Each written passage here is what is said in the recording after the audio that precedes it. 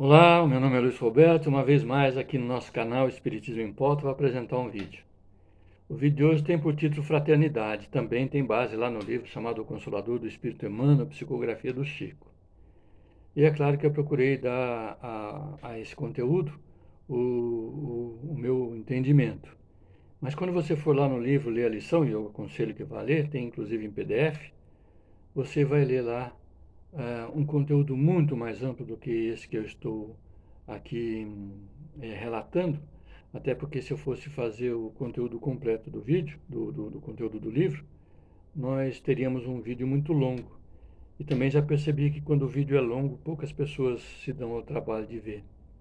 Isso não é legal. Aliás, falar nisso, estava conversando com a minha neta, ela tem 10 anos, ela disse assim, vovô, porque ela vê os meus vídeos, né? Especialmente aqueles que eu conto algumas historinhas, ela vê. Vovô, por que você não pede para as pessoas darem like ou dislike no seu vídeo? Porque alguém pode não gostar e dar um dislike, diz ela, né? E pede para compartilhar. Eu falei, mas para que eu vou fazer isso? É, porque assim um maior número de pessoas poderá ver o seu vídeo, né? Isso é importante para divulgar o vídeo. Aí eu estive olhando as regras do YouTube e isso é verdade. Com like ou dislike, com compartilhamento, você amplia a divulgação do vídeo. Então eu gostaria de pedir de hoje em diante, vou ver se eu não me esqueço de pedir para você que está vendo o vídeo, sendo espírita ou não espírita, não importa, divulgar o conteúdo do vídeo, compartilhar com outras pessoas, a fim de que elas também possam se apropriar desse conteúdo, quem sabe se interessar pelo assunto, sendo ou não espírita, e estudar. Porque o objetivo do nosso trabalho, e em especial o objetivo da doutrina espírita, como toda, toda doutrina ou religião séria, é o de fazer com que nós tenhamos subsídios para nos tornarmos pessoas melhores. Falando da fraternidade, propriamente, o Emmanuel ele faz uma menção quando Jesus disse quem é minha mãe e quem são os meus irmãos. Não sei se você se lembra, quem já leu o Novo Testamento, em que vieram buscar Jesus, quando ele estava lá numa reunião divulgando o Evangelho, de que sua mãe e seus irmãos estavam ali a buscá-lo. Então ele respondeu: quem é minha mãe e quem são os meus irmãos? Jesus, nesse momento, naturalmente, não estava renegando a sua mãe, nem tampouco aos seus irmãos, né? Jesus, nesse momento, ele estabelecia a fórmula da fraternidade para com todos. A fraternidade não deve se resumir ao particular, ao ambiente familiar. Ela deve ser, a fraternidade deve ser para com todos. E era esse o objetivo de Jesus, que nem sempre muitos de nós, ao lermos, entendemos. Porque o Jesus, quando ele estava ali divulgando o Evangelho, quando ele disse quem é minha mãe, quem são os meus irmãos, ele procurava esclarecer as pessoas, porque o amor ao próximo inclui o esclarecimento fraterno, porque esclarecer também é uma forma de amar. Haja vistas, haja vistas o professor dedicado a ministrar a matéria, a disciplina pela qual ele é responsável. Quando ele divulga e faz com que os seus alunos apreendam o conteúdo e desenvolvam um senso crítico quanto ao tema, o professor está esclarecendo. E esse esclarecimento é uma forma de amor que o professor tem para com os seus alunos, né? Esclarecer as questões sem personalismo. Isso é importante. Esclarecer toda e qualquer questão sem personalismo, para que o erro ou o desvio do bem, diz lá o Espírito Emmanuel, não prevaleça. Esclarecer sem força física, privilegiando a força moral do exemplo. É, na minha infância, por exemplo, e na infância dos que me antecederam, muitas vezes os professores recorriam à palmatória, né, para ensinar. E a orientação é essa, né? Que a força física ela não deve prevalecer nas questões de esclarecimento. Nós precisamos privilegiar a força moral, e principalmente quando ela ocorre através do exemplo. Então, se nós queremos esclarecer, nós precisamos fazer como Jesus, que pregava para os olhos e para os ouvidos, porque tudo que ele falava, ele fazia, né? Se alguém te bater numa face, por exemplo, apresenta-lhe a outra, disse Jesus. Puxa, isso não é fácil, né? Lembro de uma história real na minha família. Meu avô era da congregação, era protestante na congregação cristã para o Brasil.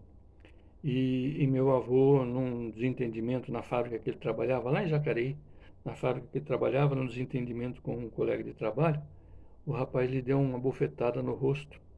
E o meu avô, então, lembrando desse ensinamento de Jesus, meu avô materno, ele disse assim para o sujeito: Jesus disse que quando alguém lhe esbofeteia numa face dele, é outra. E o rapaz deu outra bofetada no meu avô, né? E ficou por isso mesmo.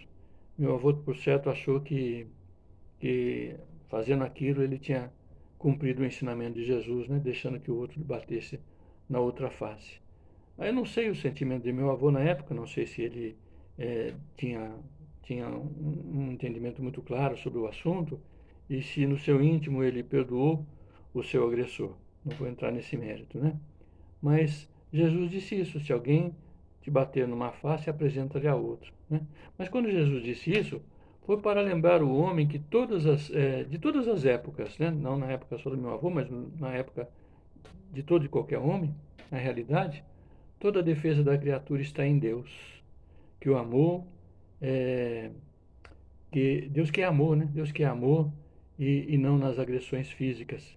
Então meu avô não precisava ter dado a outra face para o sujeito bater, bastava que simplesmente ele compreendesse o momento de insensatez do seu adversário e, e deixasse para lá, né?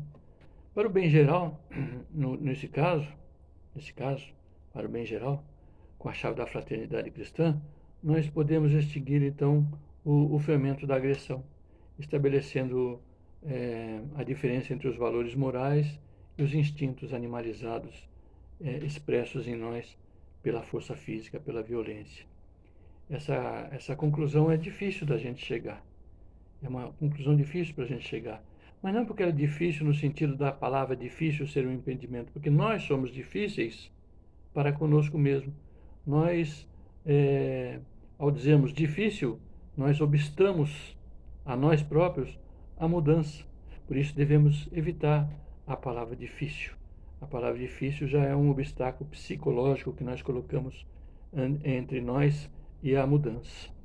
Então, quando nós falamos, quando Jesus disse, se alguém te bater numa face, apresenta-lhe apresenta a outra no comportamento, não o outro lado do rosto para levar a outra bordoada. A mudança do nosso comportamento em substituir o revide físico pelas questões valorosas da moral elevada. Mas tem uma coisa também importante, né, que a gente deve observar, né? Se o atrito dos instintos animalizados prevalece na criatura, apesar dos nossos esforços, convém deixar-lhe na violência que ele escolheu para si, né? Até que a serenidade mental, com as expressões do amor e da verdade, alcancem a criatura, ainda que seja pela dor moral que construíram para si mesmos. Então, parece cruel dizer isso, né? Parece cruel. Veja uma mãe, por exemplo, que o seu filho é rebelde e ela faz das tripas coração, como dizia a minha mãe e dizia a minha avó, para, para, para a mudança daquela pessoa. Muitas vezes a pessoa não muda. E em que pese todo o esforço da mãe na educação de um filho, do professor, na instrução de um aluno ou de um colega de trabalho, no exemplo moral da não agressão, o outro permanece ainda em estado de violência, nós devemos deixá-lo, porque é o momento dele.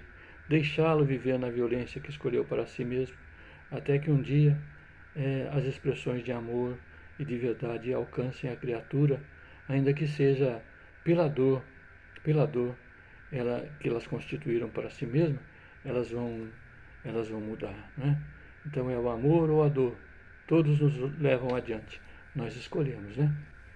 A Terra, uma vez um amigo meu chamado Carlos, ele disse que a Terra é um hospital escola, é um hospital escola.